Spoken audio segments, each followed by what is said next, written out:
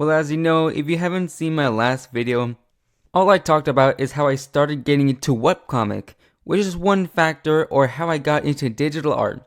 But I'm going to tell you how I started my earliest art creation. Bam! This is the art when I was in elementary school, okay? This artwork at a young age, I was a bit talented on how well I was creating in my early years. That is subjective. Nah, actually, I was the best. These artworks that I have made in my entire life as a kid in art class, these really bring back so many memories. It's like I was just there a year ago. I was quite a happy kid. Now look at me, I'm still happy, only less. I'm happy on the inside, and I have unlocked an emotion called sadness since I was 13 years old. Haha. I was also quite a dramatic kid who won't shut up. Nevertheless, it was quite the memory. By the time I was in middle school, I'd been assigned into my classes, and one of them was an art class again. Oh boy, I can unleash my creativity for a new potential self. Alas, my class schedule has to change because someone did something to my perfect schedule and ruined my one class that I like. Then I moved to a class that I have to improve my English skills. This is called English for Speaker of Other Languages, or ESOL for short. Well, there goes my art class, and I never got it for the rest of the middle school. Sucks to suck, right? Haha, sure. Aside art school, my parents had gotten me a book that basically improves my skills in terms of face anatomy, perspective, shapes, you get the gist.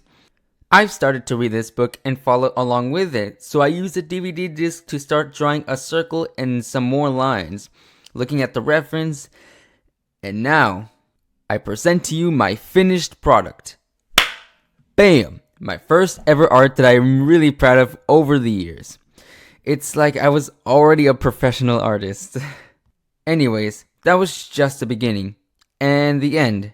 For some reason, I decided to quit. I don't know why, but I guess I didn't care about art that time. One day, Mom Bro and I went to a store and I was wandering my own business in various aisles when one day I found an amazing book with no content on every single page. It's called a sketchbook, for goodness sake.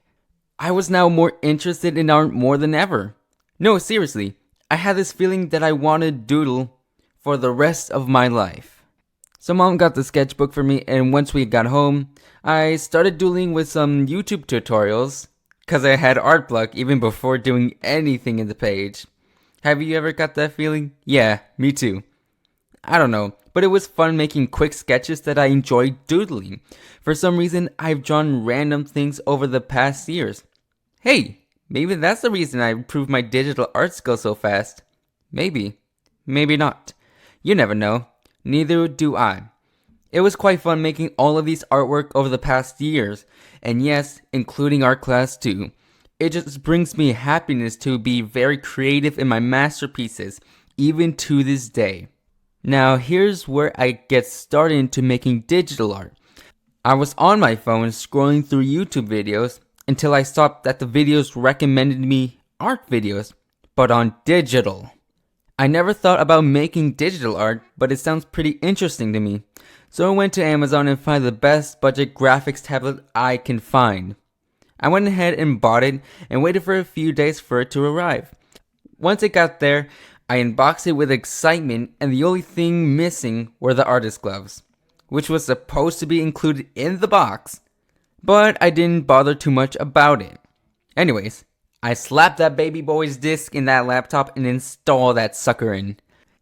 Now I was trying to find a drawing program that I want to use other than the Paint app built on the laptop, and at the top of my head, I was thinking of installing Adobe. Well, that's what I did and tried it. It was pretty awesome using Adobe Illustrator. Wait. So you're saying you used Adobe Illustrator to make art? Well, technically it can make art, but it was only designed for graphic designers and not specifically for digital artists. Well, I didn't know that. Jeez, man. I'm a living being, you know? I also might display 2 artworks that I made in those times, if I can actually find it. Well, I also quit drawing on that point after figuring out that using this program that is not for digital artists is hard. I should have done my research on that, and that was my fault. And that graphics tablet is now laying collecting dust. After a few months, I got into drawing again. I found there were free drawing apps that don't even suck at all. Well, blow my smokes. I've wasted my money on Adobe. I could have used this app instead. Autodesk Sketchbook. Oh yeah, I use that app on my phone, by the way. Then I realized that if I'm going to do this long term, I might as well buy a bigger screen. Then it will be a great investment. Once I got through enough paper currency in my hands, I went to a fruit store and bought a bigger screen. Also with a stylus. I'm glad I made that decision because it means I can be a lot more efficient on my work and not have to suck the life out of my poor batteries. Eventually, I also purchased Procreate because I heard it's an amazing drawing app, and in my opinion, it is way better than Autodesk Sketchbook, but I keep it anyways because Autodesk lets you save your artwork into iCloud and Procreate does not. That's diddly darn sad. Woo! Woo! Oh my goodness, we made it to the end. Oh my goodness. Woo! You just made it to the end. Thank you for watching for this video and hearing my story. And if you want to subscribe, then you can click subscribe. It's free. And you can always unsubscribe. If you like this video, then you can always give it a like. And if you dislike this video, there's that button too. So, thanks for watching. And okay.